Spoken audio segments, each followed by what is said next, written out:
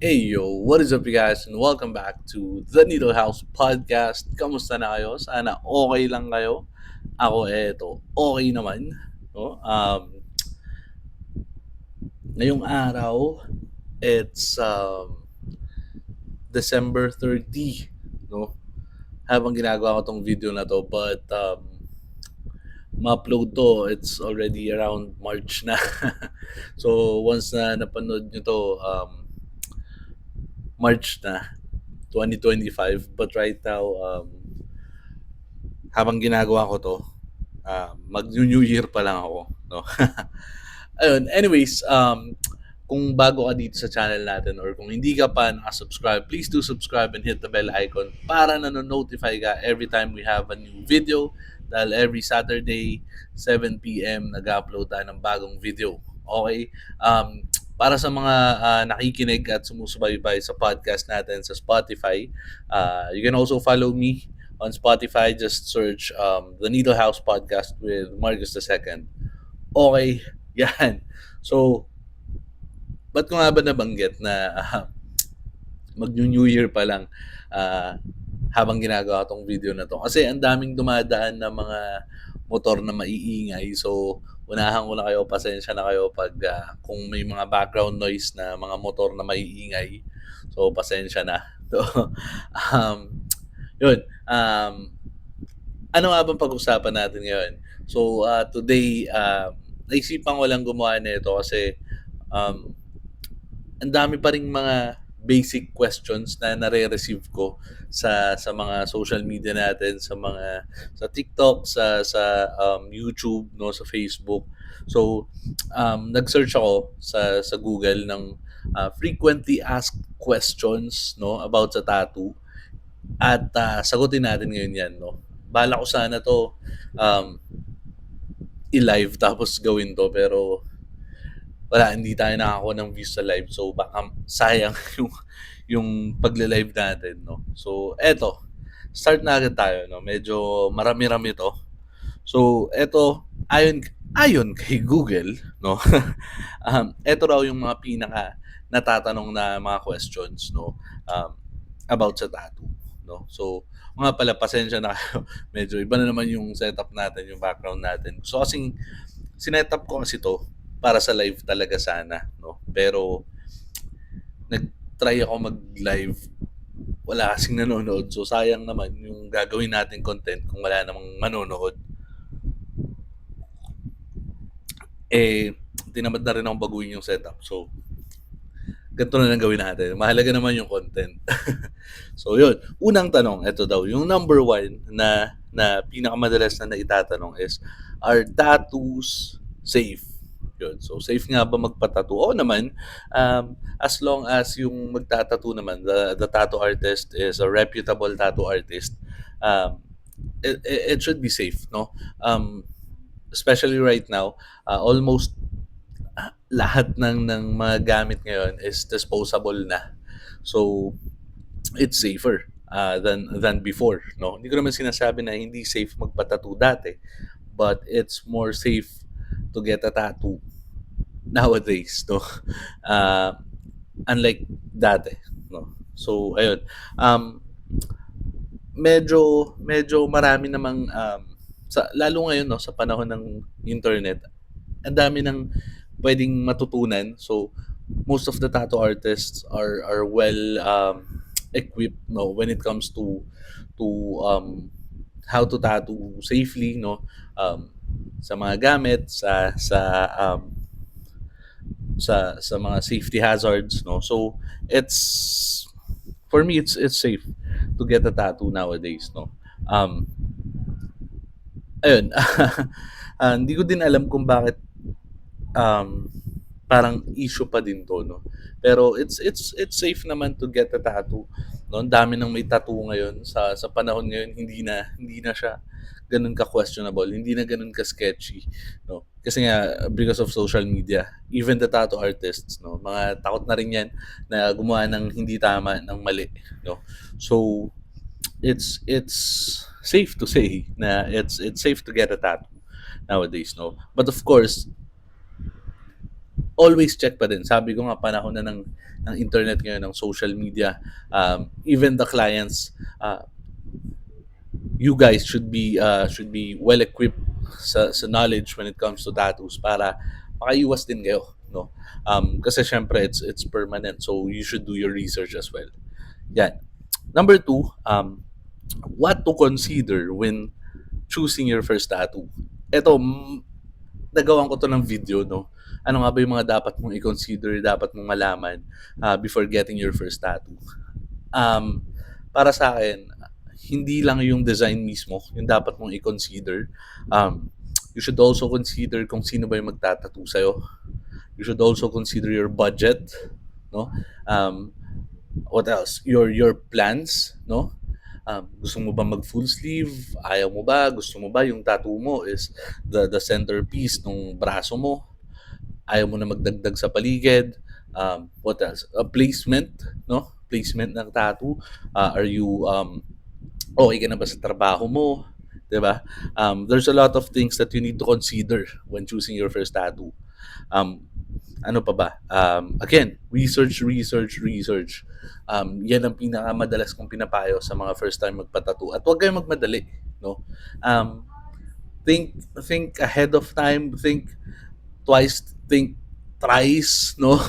Isipin yung mabuti. Kasi first tattoo mo yan, no? At hindi dapat siya minamadali, no? Yan.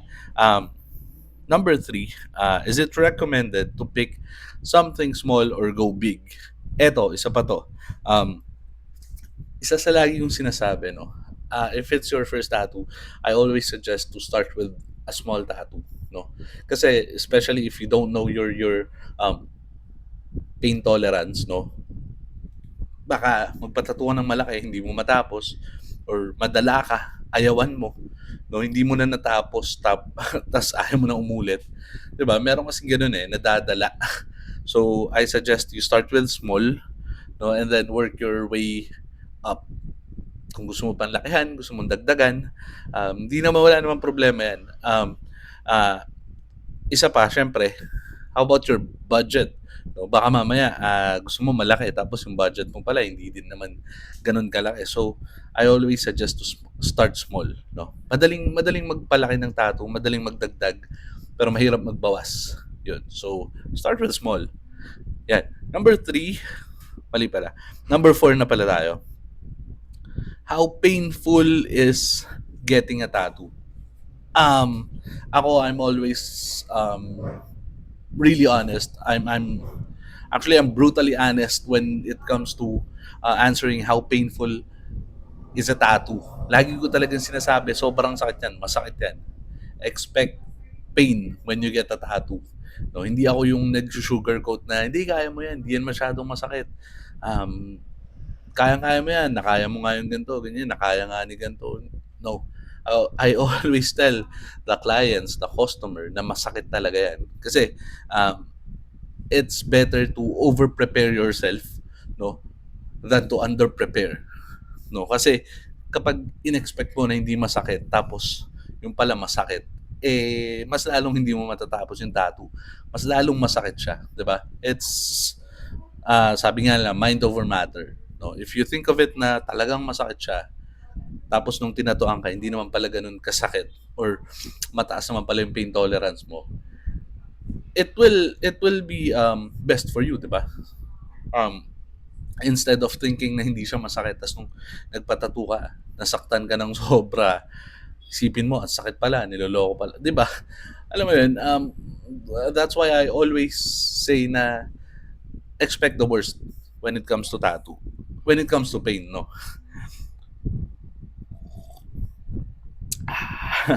Yun, it's part of what we call pain management. Yan.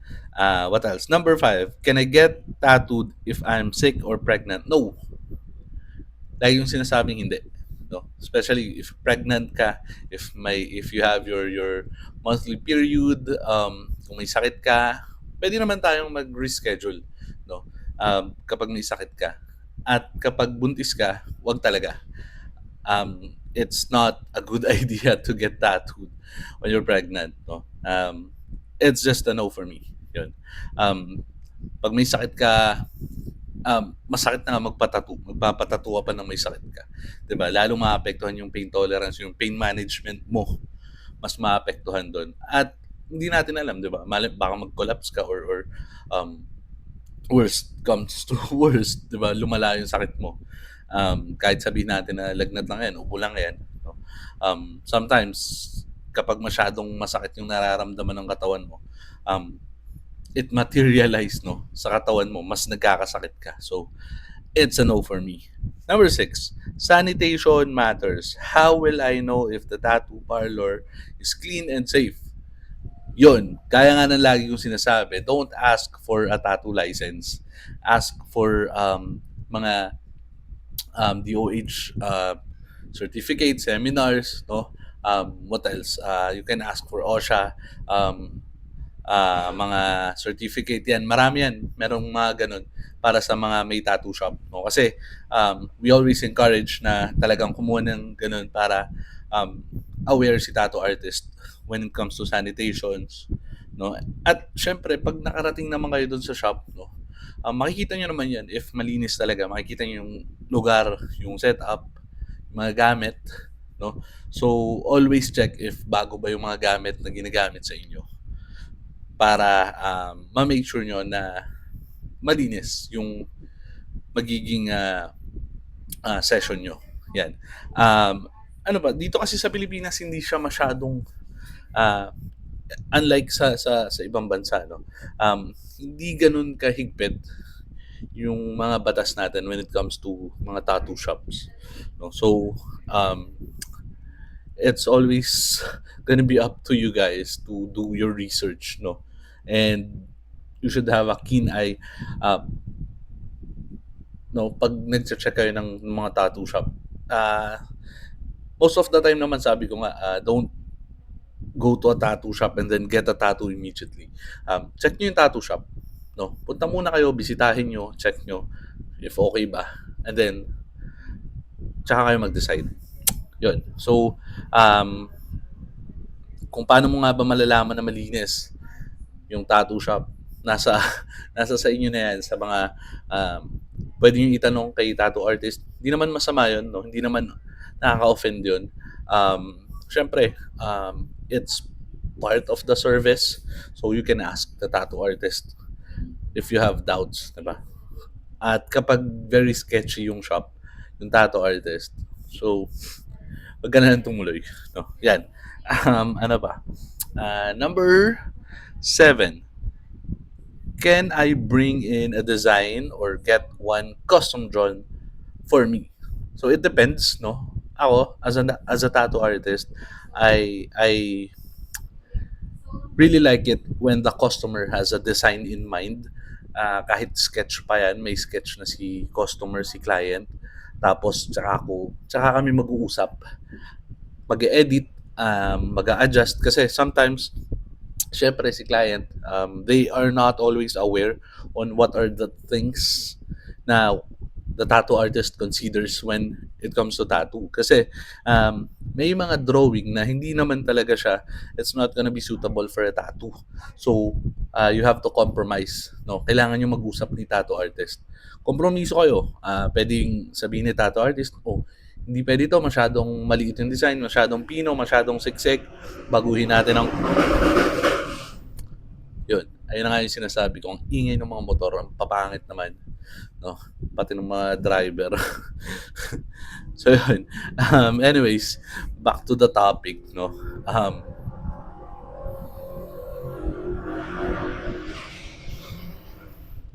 Yun, ang ingay talaga nila. Nakakainis. Sarap dalhin dito nung matanda na nang babato ng mga nagda-drive na ganyan. So, yun. Balik tayo.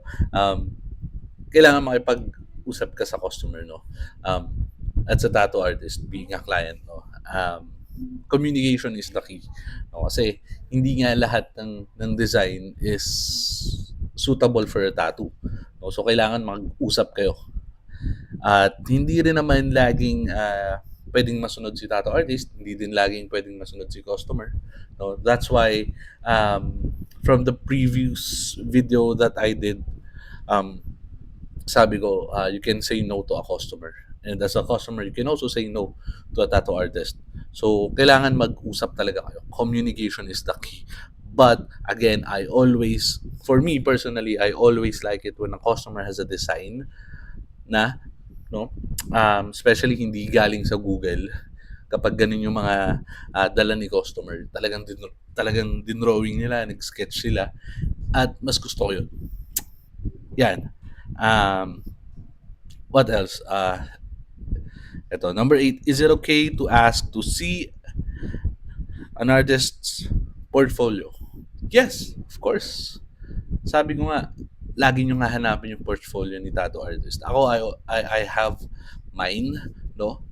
It's on Instagram. I know it's not, hindi siya talaga maganda na nasa Instagram siya. Maganda, meron kang physical copy, no? But, unfortunately, I lost some of my magawa ko na has a very good quality pictures, no? Pati yung portfolio ko dati, nabaha kasi siya. So, yun, nag-stick na lang ako doon sa Instagram ko. I also have it on my phone, no? So, pwede kong pinapakita ko sa mga customer. Yun. So, always ask for the portfolio, no? Kailangan yan. Number 9, will a tattoo artist tattoo anything I want? Hindi po. Hindi. Ako, especially sa akin, personally, hindi ko ginagawa lahat ng gusto ng customer. Hindi dahil mayabang ako, hindi dahil ayaw ko. But, of course, I have my own style. Kaya nga artist, di ba? And I also hate it when the customer asks for a Googled photo tattoo, no? Especially gawa ng iba or sobrang basic nung tattoo, sobrang normal na lahat na ng tao meron, no? I also have my ego, no, as an artist, no. Siguro yung iba gagawin basta babayaran, but for me, ako, I'm I'm against it, no? So it's a no for me. Yan. Last one, ito, number 10. I prepared for tattoo aftercare. Ano daw? Okay, tattoo aftercare. Yun na lang. Madali naman siya, no? Ako lagi yung tinuturo kung ano yung dapat gawin. Plus, I also have after tattoo or what we call it, post tattoo consultation as well. You can always message me, chat nyo ako if you have questions, ano nangyari sa tattoo, anong pwede kong gawin, anong dapat kong gawin, ganito, ganyan. You can update me and pwede ko kayong turuan, pwede ko sabihin sa inyo anong dapat gawin. But before you go home, I always provide aftercare tips, no? Anong pwede nyo gawin?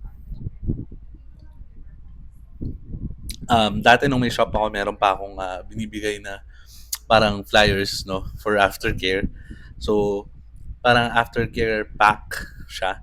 May kasama siyang cream, at kung ano-ano pa. Yun yung mga binibigay ko. Stickers. Dati ginagawa ko pa nung coil pa yung gamit ko, yung needle bar, pinuputol ko yun. Ginagawa ko pa siyang keychain. So yun yung binibigay ko dati. Plus yung stencil, no? If maliit lang yan, if si customer gusto, 'di ba? I can laminate it for them or binibigay ko sa kanila, yun ganun. So, sama doon yung aftercare. Tinuturo ko anong dapat gawin, hindi dapat gawin. So, you will be prepared for an aftercare, definitely. Once you got the tattoo, it's a requirement for us tattoo artists to let you guys know what you need to do or what you can and cannot do. Okay, yun. Yun lang. So, yun yung 10 frequently asked questions ayon kay Google. So, kung meron akong mga hindi na-cover dito, meron kayong mga tanong, no? Sagot lang kayo sa comment section. Sagutin natin yan. Kasi hindi naman lahat nandito sa Google. So, ano pa ba? Yun lang. Again, kung hindi ka pa nakasubscribe, Please do subscribe and hit the bell icon para nano-notify ka every time we have a new video. Okay, yun lang. Peace out.